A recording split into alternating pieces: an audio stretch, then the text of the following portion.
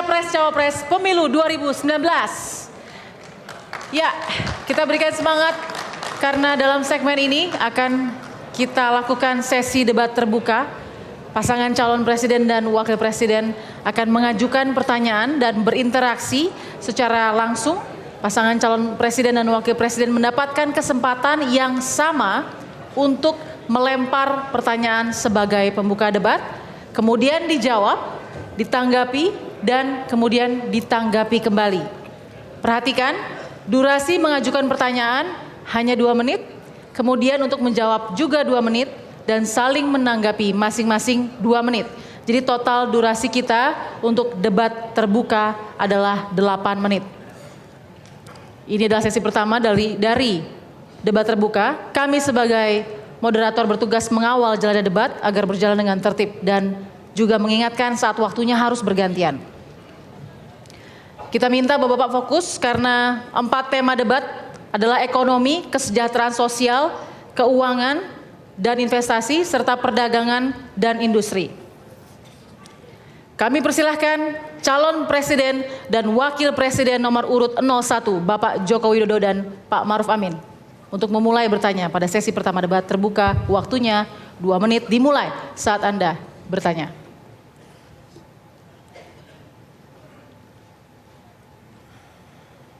Pertanyaan kami singkat. Apa yang akan Bapak Prabowo lakukan dalam rangka pengembangan ekonomi digital, dalam hal ini pengembangan e-sport, Mobile Legends ke depan? Baik, masih ada 1 menit 35 detik, silakan. Cukup. Cukup. Baik, silakan pasangan calon presiden dan wakil presiden nomor urut 02, Bapak Prabowo dan Sandiaga untuk menjawab. Durasi 2 menit dimulai dari berbicara. You wanna test your vice president? Oke. Terima kasih Pak Presiden. E-sports merupakan salah satu sektor yang sangat berkembang seiring dengan pengembangan digital economy dan banyak sekali peminatnya. Mobile Legends salah satunya, dan saya rasa kita memiliki peluang untuk menciptakan produk-produk yang betul-betul menguasai pasar dunia. Karena sektor ekonomi kreatif ini, para anak-anak muda milenial Indonesia ini hebat-hebat sekali. Saya keliling ke seluruh wilayah Indonesia, mereka menanamkan satu optimisme. Saya sebutnya sebagai generasi pop. Mereka positif, optimis, dan produktif. Nah, strategi kami sangat jelas. Kembali kepada entrepreneurship. Dan kunci pemerintah adalah memfasilitasi. Karena kita tidak terlalu bisa meregulasi industri yang sangat cepat berkembang. Dan akhirnya ujungnya untuk apa? Untuk kesejahteraan rakyat dengan membuka lapangan kerja yang seluas-luasnya. Jangan sampai Indonesia yang tentunya dengan pasar yang sangat besar ini hanya fokus untuk diserbu oleh produk-produk impor, termasuk produk-produk e-sports. Dan kami akan memfasilitasi pemerintah bekerja sama dengan Rumah Siap Kerja untuk Anak Muda yang kami luncurkan kemarin. Kita akan membuat satu event-event pelatihan agar kita juga punya juara-juara dunia, tapi jangan sampai e-sports itu bisa mempengaruhi tentunya generasi ke depan kita tidak memiliki akhlakul yang karimah. Nah, oleh karena itu kami fokus pengembangan ekosistem ini berbasis ekonomi digital haruslah berujung kepada peluang lapangan pekerjaan bagi anak-anak muda. Rumah Siap Kerja untuk Anak Muda siap mengembangkan dan langsung konkret memberikan strategi khusus pengembangan e-sports. Tahan.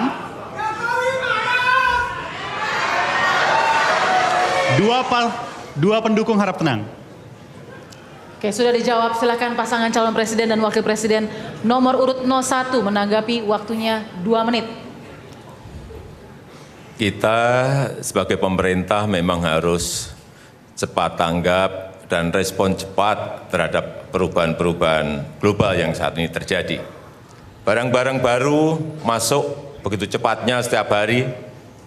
Ada artificial intelligence, Internet of Things, big data, virtual reality, kalau di bidang keuangan Bitcoin, cryptocurrency, ini pun juga sama. Ini ada sebuah profesi yang sekarang ini anak-anak muda senang menjadi gamer, menjadi gamers. Oleh sebab itu pemerintah membangun infrastruktur digital, baik broadband dengan kecepatan tinggi, palaparing, 4G, sehingga anak-anak muda kita memiliki infrastruktur dalam mengembangkan profesinya sebagai gamers. Yang kedua, membangun ekosistem yang nyaman bagi mereka berusaha membuat game. Dan ini saya kira sebuah peluang yang besar bagi industri game di Indonesia.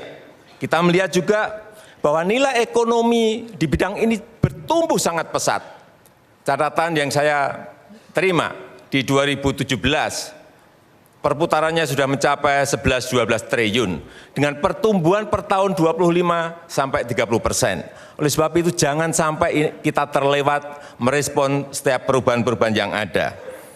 Kemudian juga kita melihat anggaran-anggaran iklan sekarang bergeser ke sana. Bergeser ke sana dalam jumlah yang sangat besar. Ini juga harus dilihat dan diwaspadai. Sehingga kita merespon dengan regulasi-regulasi yang benar. Kemudian juga menjadi pemain e-sport yang profesional itu butuh sebuah fisik yang baik. Butuh latihan-latihan yang detail. Sehingga betul-betul nanti menjadi profesional dunia. Bapak. Baik. Harap tenang.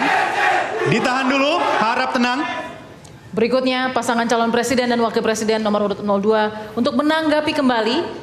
Waktunya sama 2 menit akan dimulai saat Anda menanggapi. Saya memfokuskan nanti kebijakan-kebijakan saya dalam hal-hal yang mendasar yang menjawab kebutuhan pangan rakyat Indonesia.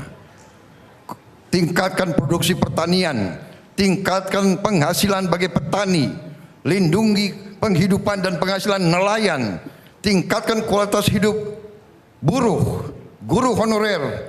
Itu yang saya akan fokus.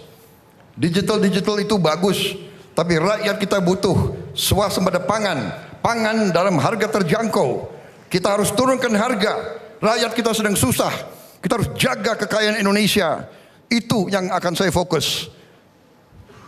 Ya, saya teringat cerita dari Saudara Rahman.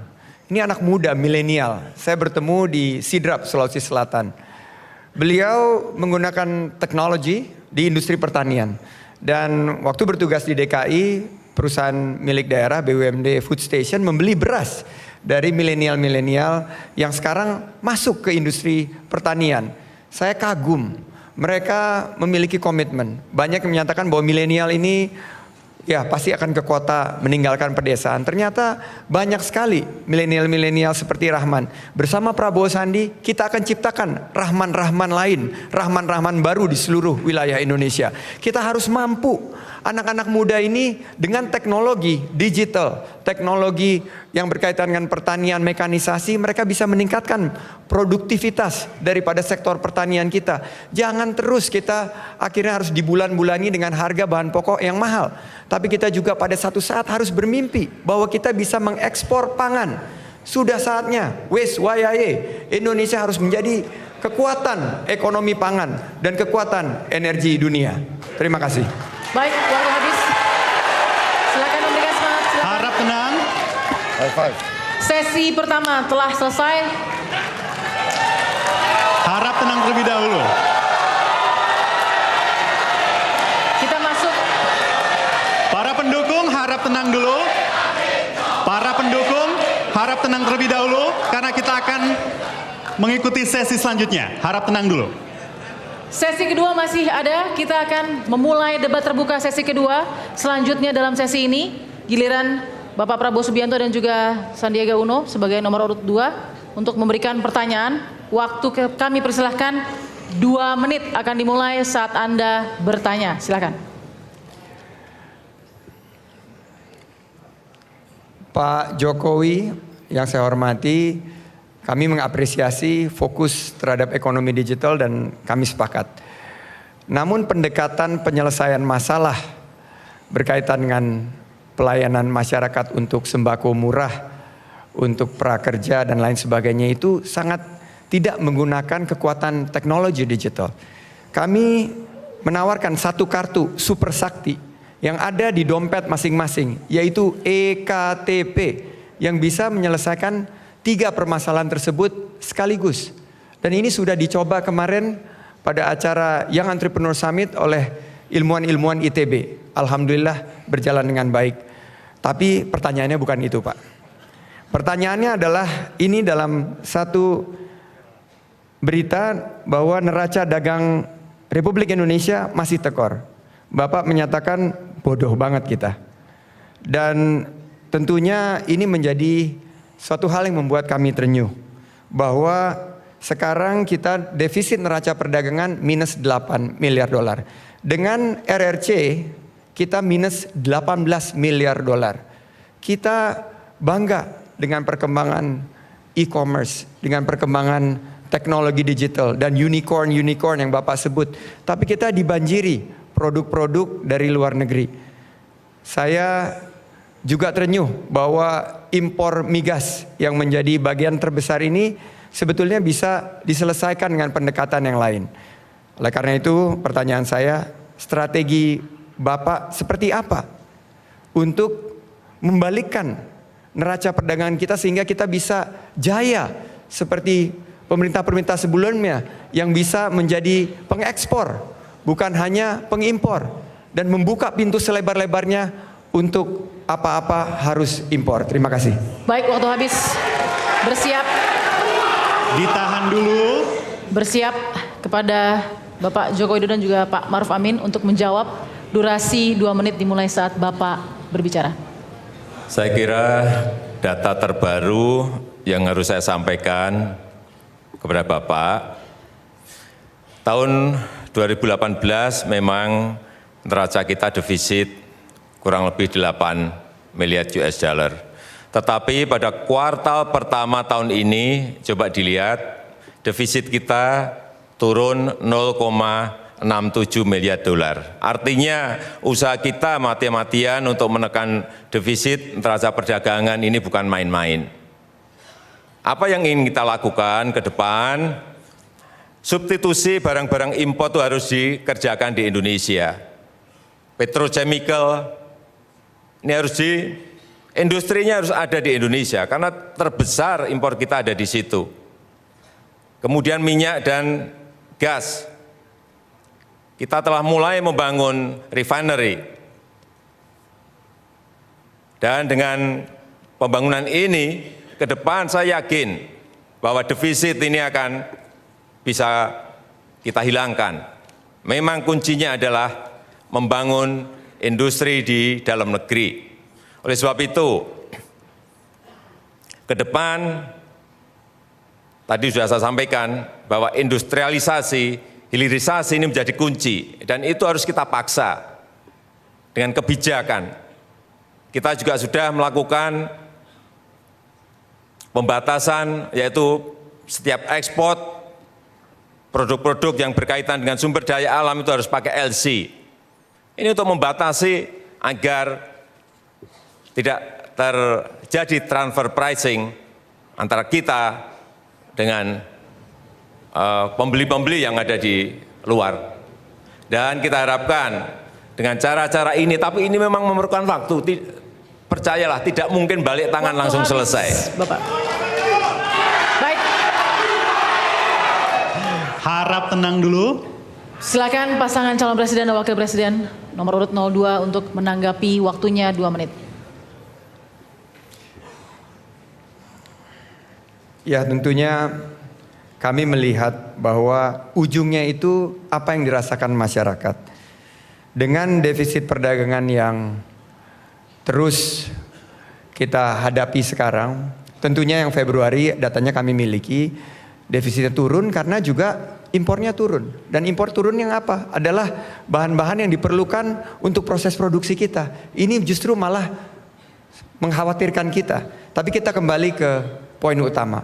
bahwa kalau kita mengalami defisit neraca perdagangan dan kita buka pintu impor sebesar-besarnya, mestinya harga-harga bahan pokok kita itu terjangkau, murah.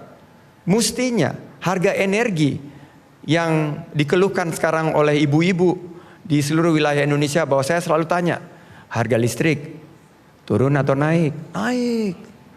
Bagaimana dengan harga-harga bahan pokok? Turun atau naik? Naik. Belanja murah atau mahal? Mahal. Nah, ini tidak terselesaikan dengan kebijakan perdagangan kita. Saya bersama Pak Prabowo memiliki strategi yang kita sebut sebagai big push strategi dorongan besar. Kita kembangkan bagaimana swasembada pangan. Swasembada pangan ini kita dorong proses-proses produksi kita, pupuk dilancarkan, para petani bisa mendapatkan bibit, bisa mendapatkan obat-obatan yang murah, dan stop impor saat panen. Untuk energi, kita harus bangun biofuel. Kita punya 10 juta hektar lahan rusak, lahan terlantar kita bangun. Sehingga apa yang terjadi, Ibu Mia di Tegal mengeluh bahwa biaya tagihan listriknya tadinya 300-400 ribu, sekarang sudah di atas 1 juta. Ini yang harus kita selesaikan. Bersama Prabowo Sandi kita akan turunkan harga listrik, kita akan pastikan harga-harga sembako murah tanpa usaha menerbitkan kartu-kartu baru. Waktu habis, terima kasih. Berikutnya. Oke, para pendukung harap tenang terlebih dahulu. Para pendukung harap tenang terlebih dahulu. Baik, berikutnya pasangan calon presiden dan wakil presiden nomor urut 01 untuk menanggapi kembali. Waktunya 2 menit dimulai saat menanggapi. Silakan Bapak. Saya kira seperti tadi disampaikan Bapak bahwa ingin menggunakan biofuel itu sudah kita lakukan dan sudah kita mulai dengan yang namanya B20 yang sebentar lagi akan kita naikkan lagi menjadi B50 yang akan sebentar lagi nanti juga akan kita naikkan lagi menjadi B100 sehingga impor minyak kita menjadi berkurang. Cara-cara ini sudah kita mulai kita lakukan, tetapi sekali lagi ini ekonomi makro, bukan ekonomi mikro. Yang sekali bangun langsung bisa jadi. Nggak bisa juga seperti Bapak tadi sampaikan. Ini ibu ini mengelola ekonomi makro. Agregat produksi itu bukan hanya orang per orang seperti itu jadikan patokan, nggak bisa. Tidak bisa. Kita harus ngerti bahwa yang namanya ekonomi makro itu agregat produksi dan sisi permintaan sekali lagi. Ini harus kita ngerti. Bukan ekonomi mikro yang kita bicarakan ini ekonomi negara. Jadi sangat berbeda sekali. Kita harus ngerti dari sisi supply, dari sisi demandnya secara garis besar seperti apa, harus betul-betul harus memakai angka-angka yang didasarkan dari data-data dan dari survei-survei. Tidak mungkin kita melakukan kebijakan hanya berdasarkan 1 atau 2 orang atau 3 orang yang menyampaikan keluhan kepada Bapak. Dan itu sering Bapak sampaikan sebagai contoh-contoh terus-menerus. Saya kira dalam mengelola ekonomi makro tidak bisa seperti itu menurut saya. Pengalaman saya tidak bisa seperti itu. Cukup Bapak, masih ada waktu? Mau ditambahkan? Baik, kita beri tepuk tangan yang meriah para pendukung.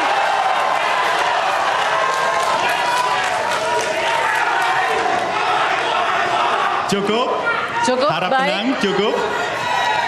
Para pendukung, cukup. Sudah kita saksikan bersama debat terbuka antar pasangan calon presiden dan wakil presiden. Dan segmen berikutnya debat terbuka sesi ketiga dan sesi keempat akan dipandu oleh rekan saya Tommy Restanto. Jadi tetaplah bersama debat kelima Capres Cawapres Pemilu 2019.